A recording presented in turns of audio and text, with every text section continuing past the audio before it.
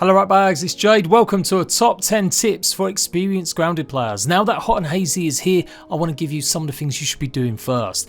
Big 10 pointers, but with loads of other smaller tips as well, so even noobs can learn some stuff. But it's definitely more geared towards players that are carrying on their worlds and not starting again. So don't forget to subscribe, make sure you liked, and let's go.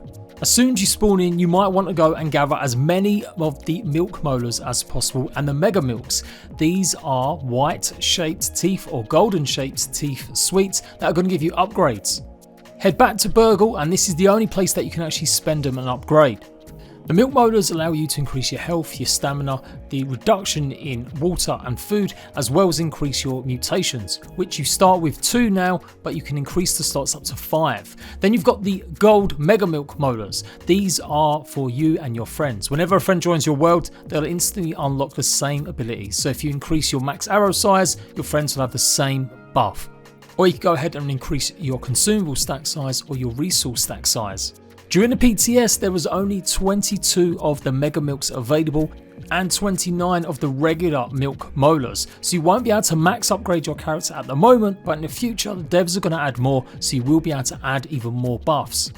The mega milk bonuses are shared amongst you and your friends as I mentioned, but the regular milk molars, when a friend joins your world, they'll instantly have the same amount of points that you had to put into whatever they want.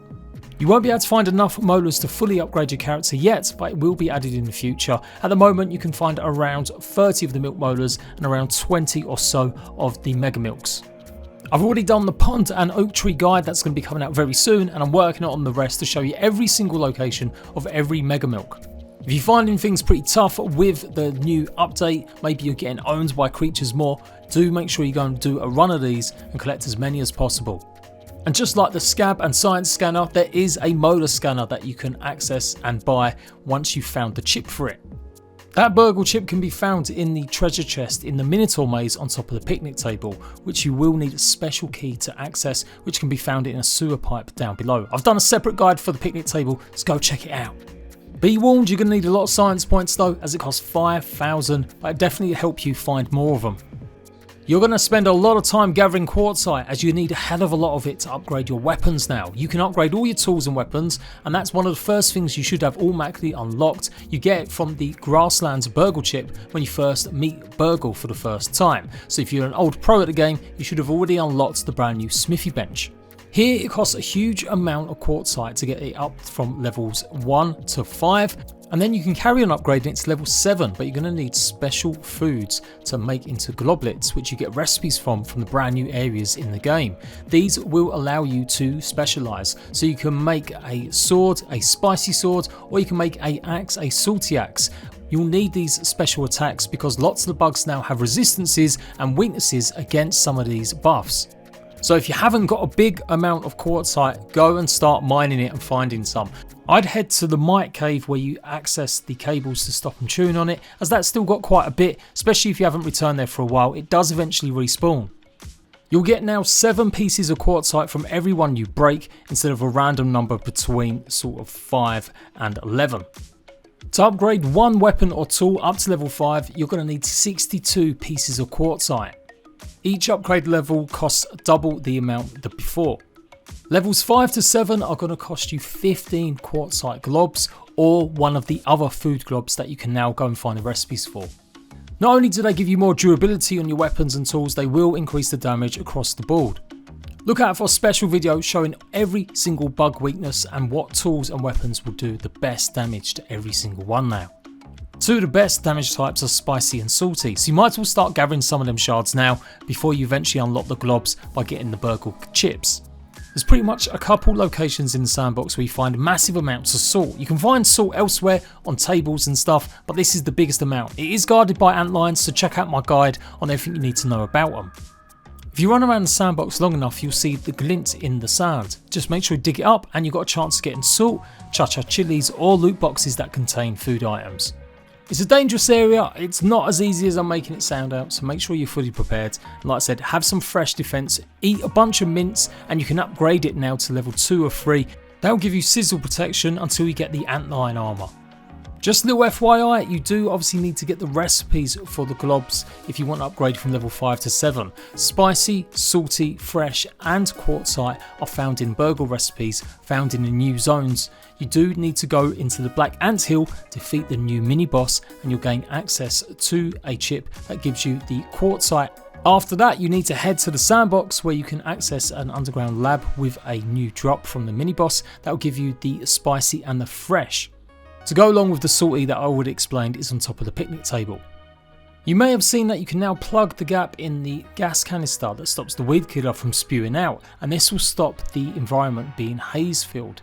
But be warned, when you do this, it sets off a catalyst that means the infection that's now all in around the haze area will start to spread across the whole backyard.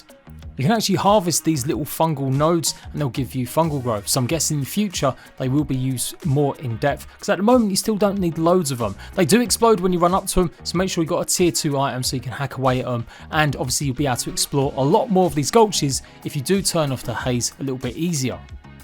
It should make taking on some of these infected creatures a bit easier, as you can wear different sets of armour instead of only the gas mask. You're going to need a bunch more splatburst bombs now, and guess what? It's a lot easier. Ants have been overspawning and you may have found it corrected, but there should be a lot more ant eggs now. You pretty much need to have one of these on you at all times, as you're going to come into contact with rocks that you can explode, and these can help you out get more molars or unlock secret shortcuts to places like the picnic table. Also recommended to have a tier 2 blade, one that you can chop the soggy roots that have been added to the game, as there's lots of these in the pond area and other places that are hiding extra loot like molars or keys to the Minotaur maze in this instance. That's the one I said earlier that you'll find in the broken sewer very much close to the picnic table. And that pretty much finishes off this tip, is to make sure you've got pretty much tier 2 tools on you as quickly as possible. Go and kill some black ants so you can craft a tier 2 shovel. Make sure you've got a tier 2 hammer always so you can get the milk molars, and try and have the blade and a couple splatburst on you always. Let's hope they add some way that we can increase the storage in our bags soon. If you've been struggling to get your Mushroom Kingdom going and build yourself a proper castle, well, don't worry, there's a quicker way of helping now in getting more fertilizer. If you head to the trash zone, there's obviously lots of food, and there's lots of rotten food that you can break down and use as fertilizer. It's a great place to come to get normal amounts of food and that rotten stuff. Although do be warned, it does give off a noxious gas, so you will need some sort of mask if you're going to harvest it. You might notice you've got a lot more science points if you're carrying on your world, because I do believe retroactively they give you a bunch for any of the items that you scanned. Now I say this because it's always been that case, but they've changed how much science points you get, and they've also reduced how many of the recipes cost. A lot of the stuff that you really need is now cheaper, but the more expensive cosmetic items or things to help you find stuff, that's still going to be pretty mega expensive. It all ties into the brand new brain power system, but again, for experienced players, you probably have unlocked everything there is to unlock. But it's still worth bearing in mind. Go and make sure you've got anything you can scan. There's 3 new levels: common, uncommon and rare, and just basically make sure you've scanned everything, or there is stuff that you can go ahead and get some more science points for, as you're going to need a lot to buy all the brand new burgle chips, cookbook recipes and much more.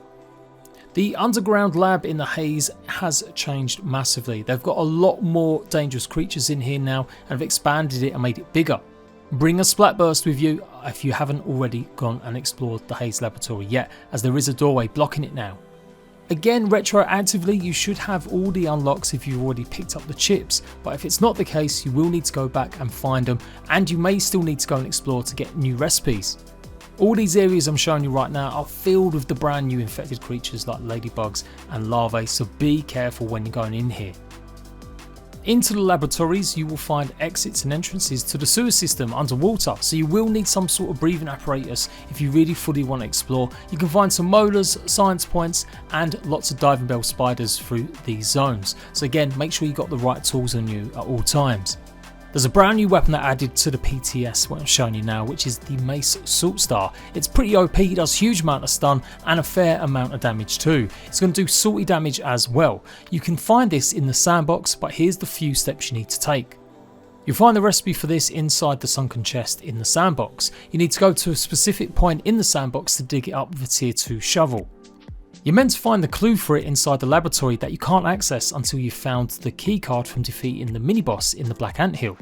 But you don't need that. Just at 3:30, head towards the yellow spade and see exactly where the circle forms in its handle. It should eventually pop up with a prompt and you'll be able to dig up the key to the chest in the sandbox.